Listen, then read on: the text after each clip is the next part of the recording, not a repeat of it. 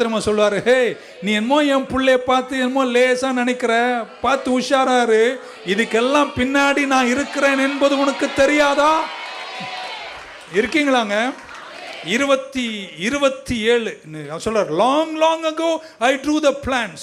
முன்னாடியே நான் திட்டங்களை தீட்டிட்டேன். 27 சொல்லாரு, when you sit down, when you come and go, I have marked all your temper tantrums against me. Amen.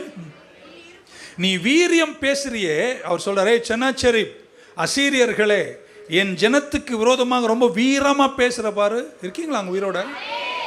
நீ மீண்டும் வேறு பற்றினால், கடவுள் செய்யறத நான் படிக்கிறேன், நீ ரொம்ப இதெல்லாம் பண்ற பாரு, என் ஜனங்களை பத்தி எல்லாம் பேசுற பாரு, எல்லாத்தையும் நான் கணக்குல வச்சிருக்கேன்.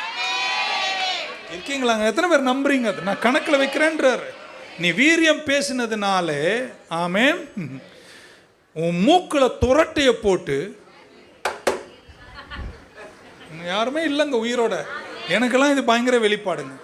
நான் என் ஜனம் என் பக்கம் திரும்பிச்சுன்னு வச்சுக்கோ, நான் மூக்கில் துரட்டையை போட்டு, அவன் வாயில கடிவாளத்தை போட்டு, வந்த வழியே உன்னை திருப்பி கொண்டு போய் விட்டுருவேன்றார்.